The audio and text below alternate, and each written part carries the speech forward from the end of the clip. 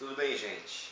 Nós temos conversado nos últimos domingos sobre as promessas de Jesus e essa mensagem é a terceira mensagem dessa série. Nós começamos falando que Jesus é a maior promessa bíblica, desde o Gênesis ao Apocalipse. Jesus é a maior promessa bíblica. E esse mesmo Jesus, que é a maior promessa bíblica, que foi enviado a seu tempo e que retornará, e por isso e continua sendo a maior promessa bíblica, porque ansiamos pelo retorno de Jesus, nos prometeu que estaria conosco até a consumação dos séculos. Então, a primeira mensagem nós falamos sobre Jesus, sobre ele ser a maior promessa bíblica. A segunda mensagem falamos sobre a sua promessa, a promessa dele de estar presente. Mas hoje eu queria aprofundar um pouco sobre essa presença e falar sobre uma terceira promessa que ele faz. Na vida nós temos diversos níveis de relacionamento. Por exemplo, nós que estamos numa universidade, temos um certo relacionamento com 2, 3 ou 5 amigos mais próximos, em que conhecemos a família, conhecemos algumas manias, sabemos alguns trejeitos, sabemos alguns costumes, o trabalho, enfim, conhecemos um pouco da história dessas pessoas. Temos, apesar de estarmos em um grupo de 5, de 3, 5 pessoas que conhecemos mais, nós estamos inseridos num grupo de 30, 40 pessoas, as quais conhecemos o nome, conhecemos às vezes um gesto, conhecemos o tom de voz, ou conhecemos um pouco daquilo que aquela pessoa fala, mas não as conhecemos realmente, não sabemos sua história. Assim também é na igreja. Nós temos alguns grupos, alguns amigos que nos relacionamos mais de perto, que conhecemos a história, conhecemos como aquela pessoa chegou ali, sabemos até, olha, poxa, hoje ela está um pouco triste pelo semblante, você olha para a pessoa e você sabe o que ela está passando, o que ela está sentindo, você sabe reconhecer como aquela pessoa está se comportando. Somos um pequeno grupo situado num grupo maior que por vezes conhecemos o nome, conhecemos algumas coisas sobre a pessoa, sabemos o banco em que ela senta, sabemos os domingos que ela vai, mas não conhecemos a sua história, não conhecemos perfeitamente quem é aquela pessoa. Assim também é na nossa família, e poderia citar alguns outros casos. E é exatamente sobre esses níveis de relacionamento que eu queria conversar contigo. Jesus fala assim em João capítulo 14, verso 21. Quem tem os meus mandamentos e lhes obedece, esse é o que me ama. Aquele que me ama será amado por meu Pai, e eu também o amarei e me revelarei a ele. Jesus nos promete a sua presença. Jesus promete estar perto. Jesus promete estar conosco. Por isso ele é o Emanuel, o Deus conosco. Só que Jesus não faz dessa presença uma presença abstrata. Jesus não quer fazer com que essa presença seja uma presença como se fosse uma energia. E é por isso que eu queria fazer a imagem hoje de um poço e falar que nós podemos estar em 3 níveis desse poço. Ou Jesus nos convida a estar em 3 níveis na nossa vida, 3 níveis de relacionamento. O primeiro nível de relacionamento é a superficialidade. Imagine-se dentro de um poço, lá no fundo do poço, no chão do poço, podendo contemplar a superfície, podendo contemplar a parte de cima do poço.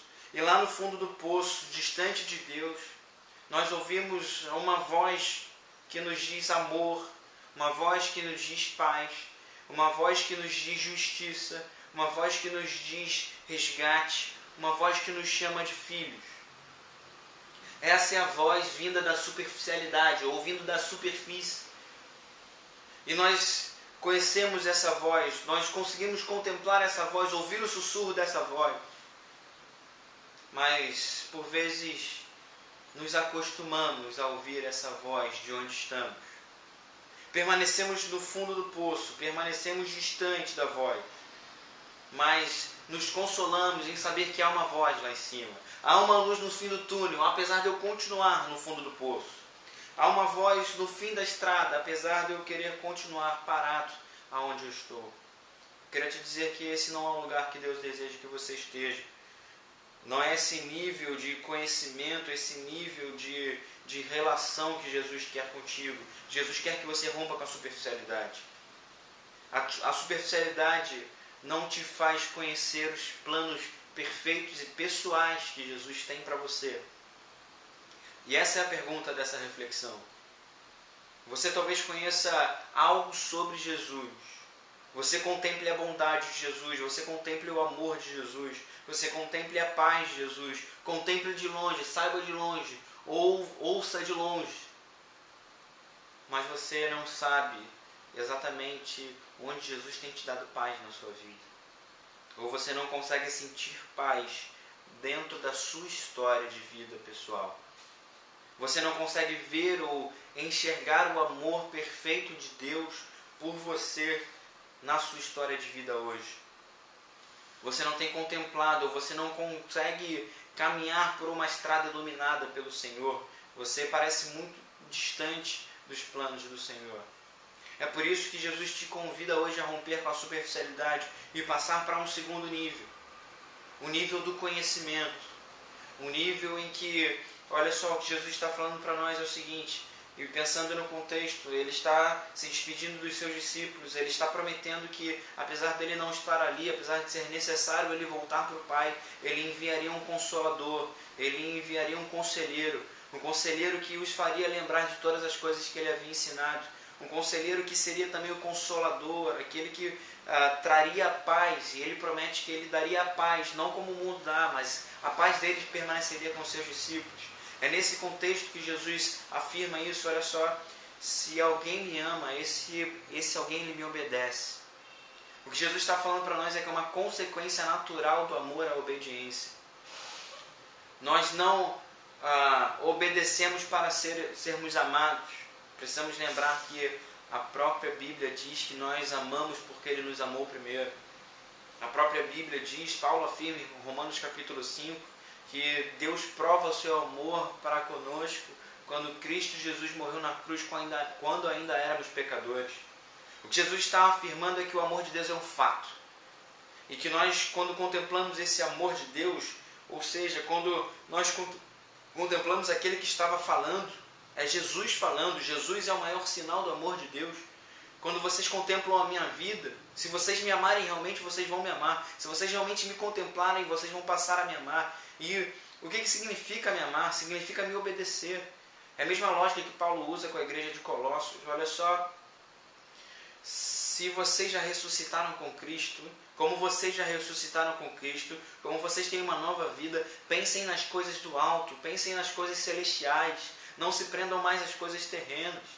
Ora, as coisas terrenas, as obras da carne, elas são manifestas. Assim como Jesus fala que, olha só, eu me revelarei, eu me manifestarei a Ele. Paulo deixa claro que as obras da carne são manifestas. É por isso que a fala de pessoas, olha só, Deus te ama e você não precisa fazer nada, você não precisa mudar de vida, Deus consegue, Deus vai te entender, Deus vai te aceitar como está. É a fala de quem quer se manter na superficialidade. Sim, Deus te ama, meu amado. Deus ama você quando você ainda era um pecador, sendo você ainda um pecador. Deus vai permanecer te amando. Mas Deus não deseja um relacionamento impessoal, um relacionamento virtual. Não sei se você já teve a oportunidade de fazer uma faculdade ou algum curso online, mas Deus não quer ser aquele tutor online em que você ouve Ele falando, ouve algumas coisas que Ele fala virtualmente, mas não tem possibilidade de se relacionar, não tem possibilidade de levantar a sua mão e falar, olha só, eu estou em dúvida aqui. Deus quer ser um Deus pessoal, Ele é um Deus pessoal, Ele é o Emmanuel, Deus conosco. E é exatamente isso que Jesus está falando aqui. Se alguém me ama, esse me obedece, se ele me obedece, meu Pai o ama, eu também o amarei, e eu me revelarei, ou em outras versões, eu me manifestarei a Ele. Essa manifestação e trazendo a palavra para o nosso conhecimento significa exatamente a nossa visão. Há alguns anos atrás, o povo brasileiro estava nas ruas se manifestando contra o governo.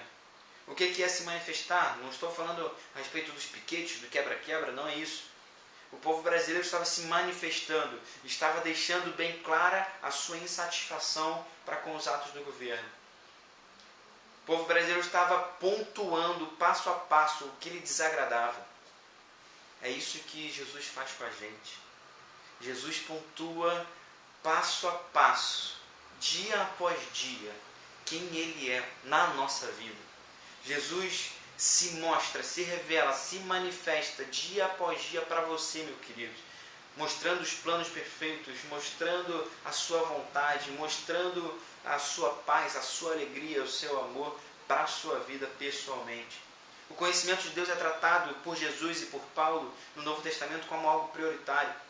Jesus define a vida eterna em João capítulo 17, verso 3, assim, olha só, e a vida eterna é essa, que conheçam a Ti, o único Deus verdadeiro, e a Jesus Cristo que enviaste. Então, quando eu falo que eu tenho a vida eterna, eu digo que eu entrei num caminho de escalar o poço, num caminho de sair do chão do poço, e de escalar o poço rumo à superfície, rumo ao conhecimento pleno do meu Senhor. Eu estou no caminho, eu estou escalando, não estou defendendo a fé pelas obras, mas eu decidi percorrer, eu decidi sair do fundo do poço para percorrer um caminho onde a luz do Senhor está. Paulo fala para a igreja de Filipos que ele tornava tudo como esterco, se comparado ao conhecimento do nosso Senhor. Ele fala que ele trata tudo como sobra, tudo como resto, tudo como nada, tudo como descartável, se comparado ao conhecimento pleno do Senhor Jesus Cristo. Que seja assim na nossa vida. E quando nós encaramos esse fato, quando nós buscamos conhecer ao Senhor Jesus, quando nós trilhamos esse caminho, começamos a escalar as paredes do poço, começamos, na verdade, a puxar a corda que o Senhor já jogou para nós, e a corda é a própria pessoa do seu Filho, nós entramos num terceiro nível. O terceiro nível é o nível de eu ser a manifestação de Deus nesse mundo. Eu conheço tanto a Jesus, eu estou tão perto de Jesus, que ao ser iluminado por Jesus, eu espelho essa glória do Senhor Jesus. Jesus Cristo é tão grande, é tão poderoso, que Ele não pode ser contido em mim, Ele transborda através de mim, através da vida da pessoa, através da minha vida para a vida das pessoas. Jesus é muito grande, meus queridos. É por isso que Ele nos coloca como sal e luz desse mundo. Porque há pessoas, enquanto você está escalando essa corda, e Ele está te puxando através dessa corda, há pessoas que ainda continuam lá embaixo. E quanto mais próximo você está de Jesus, mais você brilha, mais você transmite essa luz, mais você tempera a vida das pessoas, mais você dá motivo para essas pessoas viverem. Pecado é tudo aquilo que vai contra a vida. E é por isso que é necessário que a luz do Senhor Jesus nos ilumine, para que nós possamos iluminar a vida das pessoas e elas consigam enxergar os seus erros e pecados.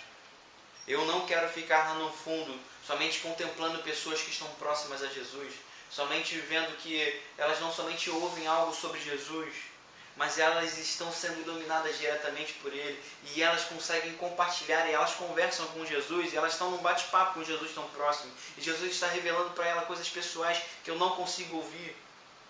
Mas eu quero fugir do fundo do poço, eu quero começar a escalar esse poço, eu quero começar a chegar próximo e a alcançar o nível de conversar com Jesus e entender exatamente o que Ele está falando para mim. Paulo diz em Romanos capítulo 8, verso 19, que a criação, a natureza, aguarda com ardente expectativa a revelação dos filhos de Deus. Meus amados irmãos, a criação, tudo que Deus colocou nesse mundo, inclusive os nossos semelhantes, aguardam com grande expectativa, e essa expectativa é exatamente o momento, como se fosse o momento do gol. É quando o Iago Pikachu coloca a bola na marca do pênalti, e o vascaíno sabe que a bola vai entrar, porque ele não perde o pênalti. É quando o flamenguista está, desde o início do ano, esperando ser campeão brasileiro, mas vai sentir só o cheirinho. É uma expectativa que o botafoguense não tem. É uma expectativa que hoje o tricolor tem somente de não ser rebaixado. É uma grande expectativa. As pessoas que estão ao seu redor aguardam com expectativa a sua vida começar a brilhar. E essa também é a vontade do Senhor para a sua vida. Sai do nível da superficialidade. Entre para o nível do conhecimento. Mergulhe no conhecimento do Senhor. Seja iluminado pelo Senhor, para que você consiga ser aquele que é a manifestação de Deus para o mundo. O mundo precisa da igreja. Igreja, é hora de nós sermos sal e luz desse mundo. É hora de sermos sal e luz dessa terra, para nós temperarmos e salgarmos e darmos um norte, iluminarmos o caminho desse mundo tão mergulhado nas trevas. Que Deus te abençoe e que Deus te faça hoje conhecer, assim como o João falou, olha só, eu te conhecia de ouvir falar, mas hoje os meus olhos te contemplaram. Você falava de coisas maravilhosas demais, coisas que eu nunca pude imaginar. É isso que Deus tem para a tua vida. Mergulhe nesse conhecimento, em nome de Jesus.